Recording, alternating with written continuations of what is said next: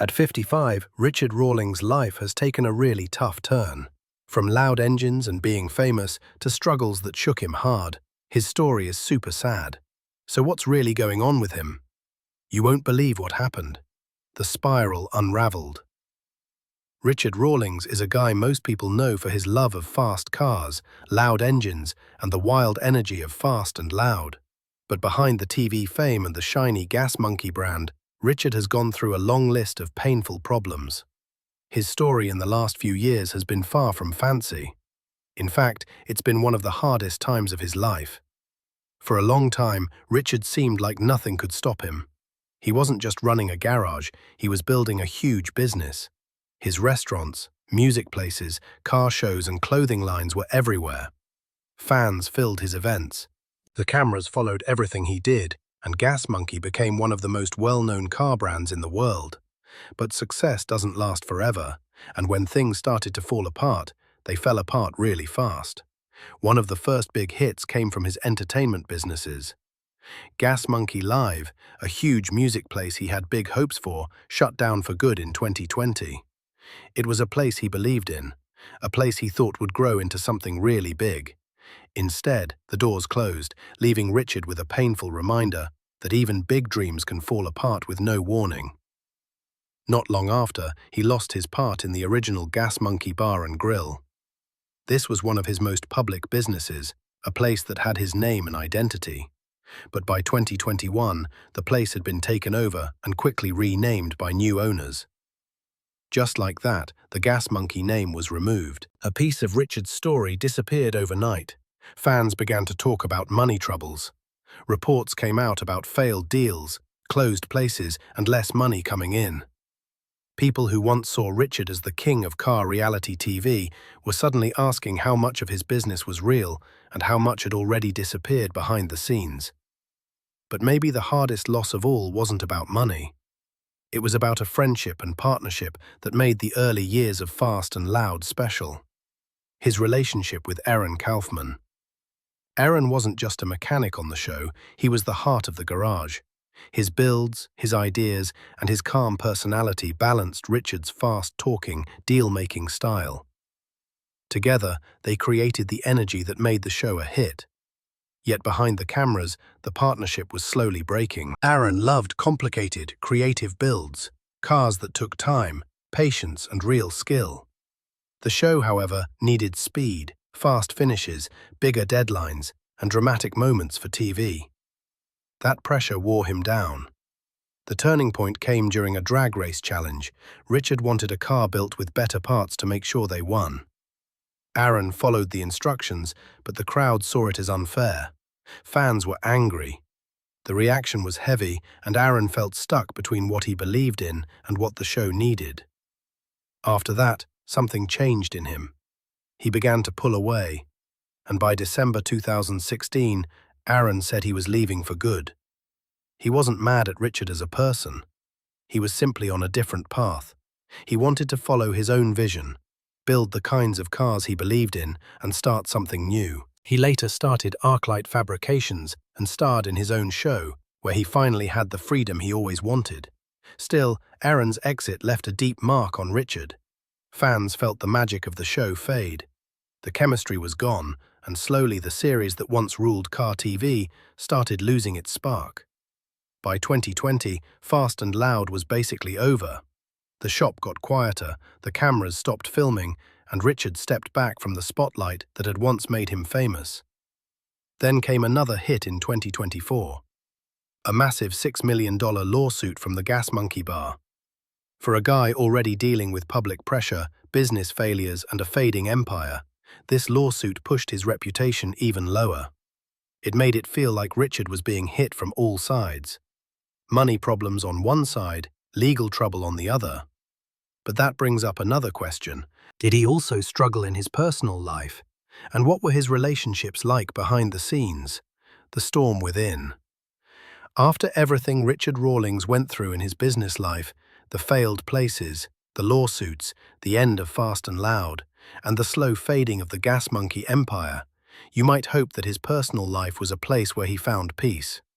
But his journey at home has been just as complicated, emotional, and painful as the struggles he faced in his career.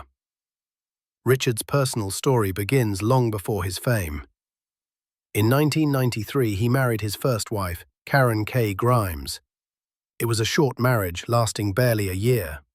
They were young, life was moving fast, and Richard was still trying to find his purpose.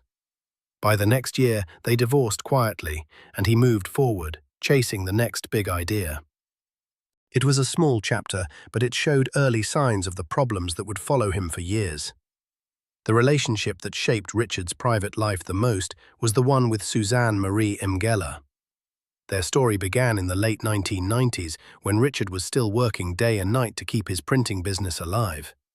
He had dreams of opening a garage, building custom cars, maybe even getting on TV someday, but none of it was certain yet. Suzanne stood beside him through those early struggles. She supported him through money stress, long work hours, and the kind of uncertainty that can break couples apart. They married in 1999, and for a while they tried to build a future together. But as Richard's dream got bigger, so did the pressure. Gas Monkey Garage was born. Fast and Loud started filming. Suddenly, Richard wasn't just a businessman. He was a TV personality, a brand, a public figure. The life he once shared with Suzanne changed overnight. The cameras followed him everywhere. The garage was always busy. The world wanted his time and attention, and slowly the distance between them grew. After 10 years of marriage, they divorced in 2009. It was painful, but it felt like the only choice at the time. Richard was becoming the face of one of the biggest car shows in the world, and Suzanne was left trying to keep up with a life that rarely slowed down. But their story wasn't finished. In 2015, during a trip to Cabo San Lucas, something unexpected happened. Old feelings came back. They talked, they laughed, they remembered the early days before fame took over everything. And they made a bold choice. They remarried. For a while, it looked like a fairy tale comeback. Fast and Loud was worldwide. The Gas Monkey brand was everywhere. Richard was living the dream, and Suzanne was by his side again. But just like before, success came with a cost. The travel, the deadlines, the non-stop pressure, it all returned, and it all wore on their marriage for a second time. In 2019, Richard said publicly that they were separating again. He said it was mutual, and it was clear they had tried their best, but sometimes love just can't survive the weight of a lifestyle built around constant movement. Their divorce was finalized in May. With no children together, the process was simple on paper, but emotionally, it was another heavy loss for Richard. He paid a one-time payment of $300,000, closing the chapter for good. After going through 2 divorces with the same woman and spending 20 years under the weight of fame and pressure, Richard had to start over.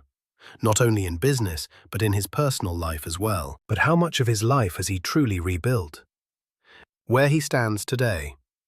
After years of setbacks, heartbreak, and public watching, Richard Rawlings is slowly finding a new rhythm in life. The empire he once saw fall apart is being rebuilt in ways that blend his love of cars, entertainment, and community. These days, Richard is focused on keeping the Gas Monkey brand alive, but in smarter, more lasting ways. One of his newest places is the Gas Monkey Ice House, which opened on May 2025 in the Colony, Texas. It's a massive place designed for car and bike fans. Inside, there's food, live entertainment, and space for classic cars to be admired. Outside, motorbikes and cars gather, creating a sense of community Richard has always loved. It's more than a business, it's a culture spot, a place where people who love engines, speed, and adrenaline can connect. Earlier in 2024, he opened a new Gas Monkey Bar and Grill in Sturgis, South Dakota. The aim was clear, to bring back the spirit of the original Gas Monkey Bar and Grill while giving fans a new place that celebrates the culture of cars and music. Both places show that Richard hasn't lost his business drive, even if the fame and chaos of reality TV are behind him. Meanwhile, Gas Monkey Garage continues to work, but with a modern twist. While the garage still restores and sells classic cars, much of the work now appears online, mostly through their YouTube channel. Fans can follow the journey of finding, buying, and restoring vehicles, watching high-quality builds come together in real time. This digital approach keeps the garage important, reaches new audiences, and allows Richard to stay connected with car fans without the constant pressure of a reality show. Richard has also expanded into other businesses, including Gas Monkey Buys, a service offering instant cash for vehicles advertised online and through social media. It's a natural extension of his car knowledge, allowing him to continue working in the car market while making his business different. He's also kept a connection to racing, partnering with FHO Racing for the Isle of Man TT races, keeping his love of speed and competition alive. Beyond business, Richard has focused on giving back through the Gas Monkey Foundation. He supports families affected by Alzheimer's, first responders, and veterans. While he may have faced personal and professional hardships, these charitable efforts show a softer, more grounded side. A side that values community and helping others. And then there's his personal life, which has found stability and happiness after years of ups and downs. After 2 divorces and a complicated relationship with fame, Richard found love with Katarina Diessen, the ex-wife of Texas billionaire Darwin Diessen. Their romance was passionate and fast-moving. By August 2019, almost immediately after his divorce, Richard proposed in Mexico, and they married in June 2020 in a quiet Key West ceremony. Today they share their adventures openly on social media, celebrating life together while supporting each other's work. Despite every business failure, lawsuit, and ended partnership, one thing hasn't changed. Richard Rawlings keeps living life to the fullest. While he's learned to slow down and take some things more carefully, his passion for fast cars, high-energy events, and new challenges hasn't faded. He keeps rebuilding, trying new things, and finding happiness both on and off camera. And while this is the man he has become today, let's take a step back to see where it all started and how he grew into the person he is now. The King of Cars, Richard Rawlings, born on March 30th, 1969 in Fort Worth, Texas, was never a quiet child.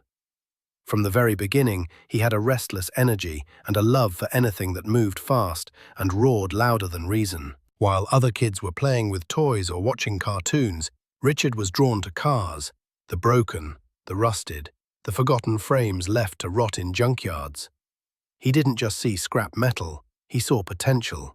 Stories waiting to be told, machines waiting for life. His father wasn't a professional mechanic, but he loved cars. And he had enough tools in the garage to spark an obsession in young Richard. He would follow his dad around, asking questions, holding flashlights, watching as engines came apart and were rebuilt. Every nut, bolt, and spark of the engine fascinated him. By the age of 14, Richard had bought his first car, a piece of metal that most people would have ignored. Over the next several years, he taught himself to rebuild, tinker, and create. He collected scraps from trash piles, old bikes, broken lawnmowers, anything with wheels or a motor, and put them together into moving machines. They didn't look pretty, but they worked, and to Richard, that was everything. High school at Eastern Hills was another playground for his imagination. He wasn't interested in textbooks or following the safe, expected path. His mind was always on speed, invention, and creation. Even before he could drive legally, he was already buying and selling cars, learning how to hustle, negotiate, and turn a profit. Those teenage years laid the foundation for a lifetime of ambition, risk, and creativity. After graduation, Richard tried many paths. He worked as a firefighter, a police officer, and a paramedic. Each role brought lessons, discipline, and new experiences, but none of them fit quite right. The only place he ever truly felt alive was under the hood of a car, surrounded by grease, engines, and possibilities. He knew he wanted something bigger, louder, something that would let him pour every ounce of his energy and creativity into machines that could excite and inspire. By 1999, Richard founded Lincoln Press, a printing and advertising company, proving that his ambition went beyond engines. It extended to business and branding too. Running Lincoln Press taught him how to manage a company and build a name for himself. When he sold it for a profit, he finally had the money to chase his real dream, creating a garage that didn't just fix cars, but celebrated them. That dream became Gas Monkey Garage, a place fueled by hard work, passion, and the unstoppable drive of a Texas kid who refused to quit. From the very beginning, Richard was ready to face any challenge. But was he truly ready for the struggles that come with building something you love? An empire built on grease. In 2002, Richard Rawlings took a leap that would change the course of his life forever. He launched Gas Monkey Garage in Dallas, Texas, a shop dedicated to customizing classic and hot rod cars for fans around the world. From the very beginning, Gas Monkey Garage was about more than just repairs. Richard wanted to create hot rods that could be driven hard, machines that blended old-school charm with modern performance. Long before television cameras documented the work, the garage was producing incredible builds that would later become the foundation of its fame. One of the early standout projects was a 1931 Model A. This wasn't just a cosmetic restoration. The team rebuilt the engine, upgraded the brakes and steering, and completely overhauled the interior. The result was a car that looked timeless, but could perform like a modern machine, a true labor of love. Another notable project was a 1959 Rambler station wagon, transformed into a hot rod with a Southern California surfer vibe. The goal wasn't just to make it look good, it had to embody freedom, fun, and a youthful energy. Every build at Gas Monkey Garage reflected this philosophy: respect for the classics, creativity in the upgrades, and the drive to make every car ready to hit the road, not just sit in a showroom. Even before television came calling, Gas Monkey Garage was carving out a reputation among car fans. Richard's approach to building was hands-on and fearless. The team often blended original parts with new technology, taking risks, experimenting with design, and embracing challenges most mechanics wouldn't dare touch. It was this mix of authenticity, creativity, and boldness that would later define the personality of the garage on screen. Gas Monkey Garage didn't just stay in the workshop. In May 2007, Richard Rawlings and his co-pilot Dennis Collins made headlines with a daring attempt at the Cannonball Run, a legendary coast-to-coast race from New York City to Los Angeles. The 1979 record of 32 hours and 51 minutes had stood for decades, and the pair was determined to beat it. They entered the race with a modified Ferrari 550, outfitted with extra fuel cells to keep them running at top speed for the entire journey. The result, they reportedly completed the run in 31 hours and 59 minutes, officially breaking the old record. But the feat has been debated among fans and historians. Questions about routes, timing, and accuracy still linger. Many argue that other teams didn't follow the original rules of the 1970s Cannonball runs, while Richard and Dennis stuck to their own precise plan, leaving a mark as one of the few teams to challenge history on their terms.